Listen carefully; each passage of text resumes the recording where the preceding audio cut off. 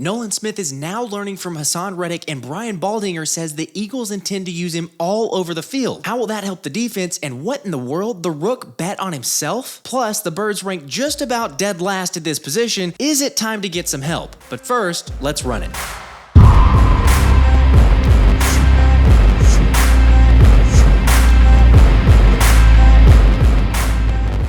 What's up, guys? I'm Josh and I cover the Birds. So NBC's Dave Zangaro has begun to make a list of the top 25 most important players for the Birds this season, and believe it or not, Nolan Smith was listed at number 25 because despite the Eagles still having guys like Haason Reddick, Josh Sweat, and Brandon Graham, Smith enters in an ideal spot to make a positive impact without immense pressure. And I think that's a great point. While a lot of first-round picks typically have to deal with the pressure of being selected so high, it's actually Jalen Carter who will have more eyes on him to live up to the hype, which means Nolan Smith gets to float under the radar, working to prove people wrong who passed him in the draft. They'll definitely be regretting it in several months. One group that doesn't regret betting on the Rook is $400 million investment fund Big League Advantage, after a report surfaced over the weekend that the edge rusher owes them a considerable amount of money. No! God, please, no! No! No! No! But before you freak out, and in case you're not sure what I'm talking about, Big League Advantage is an investment fund that offers players capital to jumpstart their sports careers regardless of the outcome. And in return, the company asks for athletes' future career earnings. It's not like Smith's in trouble or anything, because in case you weren't following, this didn't come out of nowhere. CBS Sports reported a year ago that Nolan Smith signed with Big League Advantage, and in their model, an athlete gets to keep every cent they were given if they decide to become a doctor or basically pursue any other profession. No payback, no stipulations, and no fine print. That sounds too good to be true. Well, if the player ends up making it professionally, that's where they come to collect. I'm supposed to collect something? Although it sounds like a little bit of a shady business, BLA says they require each player to have their own lawyer review the contract before signing and encourage family and financial advisors to take part as well. And while the firm had primarily been focused on the MLB, Smith was one of the first football players the fund brought in because they thought Nolan was tremendously underrated in the draft, saying, "Our models had him as the best pass rusher all year. We would have taken him in the first round last year." Obviously, I think all of us Eagles fans are glad Nolan didn't go that high so that we had the chance to take him, but in case you're still wondering how much Smith is on the hook for, according to sports business blogger Joe Pompliano, it's not completely clear, but the rookie will owe BLA somewhere around 1 to 10% of his total contract.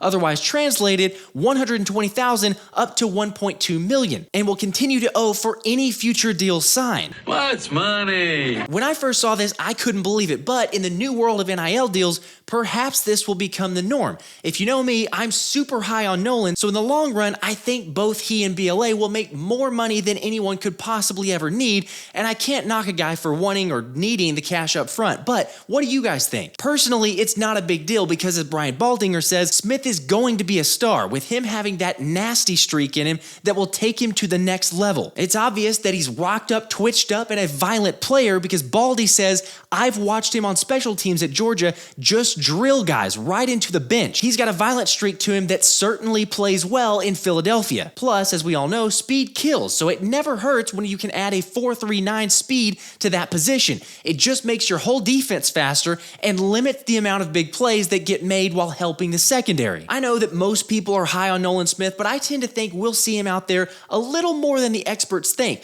Maybe not immediately, but by the middle of the season, he'll be one of the top weapons that Desai can put in a variety of spots to fully utilize his athleticism. Or who knows, maybe I'm dead wrong, but what do you all think? One thing's for sure, BG is definitely a fan of the happy juice energy. Yeah, Nolan already kind of, embracing it all and just enjoying just being here, man. I could see his attitude, carrying him far, just making sure that he go out there and play. That's the number one thing. You got to make sure you ball out at least.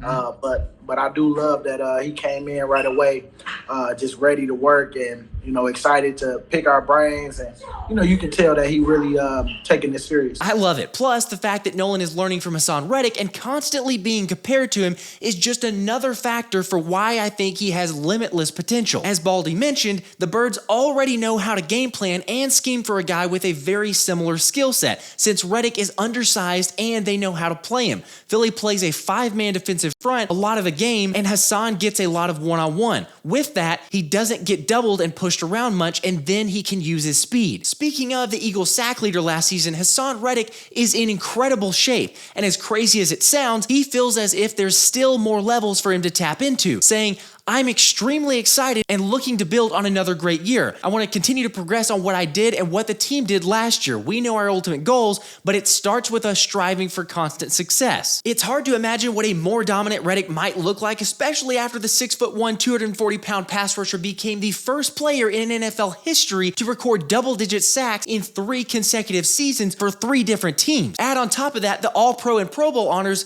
and it just makes me wonder, what's up from here? The ceiling is the roof. Much like we talked about with Smith and even Sweaty J on the previous video, I think Desai is going to have the secret to unlocking an even more dominant pass rush and creating havoc for opposing offenses. Let's also not forget the impact of playing for your hometown squad. I think you can see the extra hunger and desire in Reddick, so give him another offseason to get even more comfortable and look out. Personally, I feel like Reddick will have somewhere around 16 sacks again, but I think that's a step up considering the better QBs we play this year and the fact that offenses will now be game planning to limit his impact. But what do you all think? While we're on the topic of recognition, Jimmy Kempski of the Philly Voice argues that Eagles punt returner Britain Covey doesn't get the credit he deserves because last season he returned 33 punts, which was tied for the second highest total in the NFL, averaging 9.3 yards per return, which was good for 11th. And although Covey's rookie season got off to a bad start with 2 fumbles and averaging 6.8 yards per return through the Eagles' first 10 games, he improved significantly over the last 10,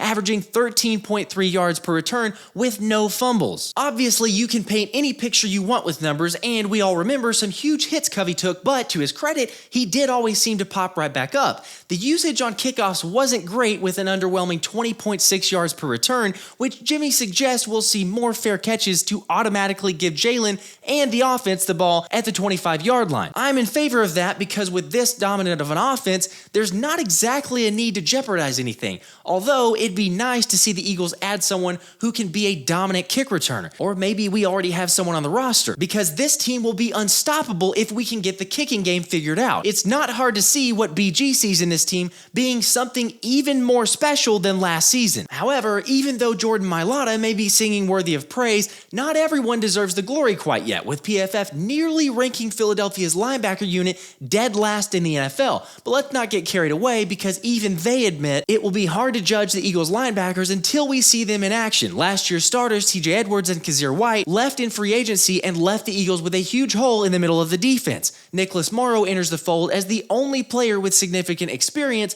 but he's graded above 54 in just 1 of his 5 seasons in the NFL. Former third-round pick Nakobe Dean looks to establish himself as the new leader of Philadelphia's defense. There are concerns about his small stature and health in a full-time role, but the Eagles won't know what they have until he plays. Dean put up first-round production in college, so he'll aim to prove the doubters wrong while playing alongside several former Bulldog teammates. I think it's fair, and quite honestly, it is one of the biggest question marks on the team going into this season.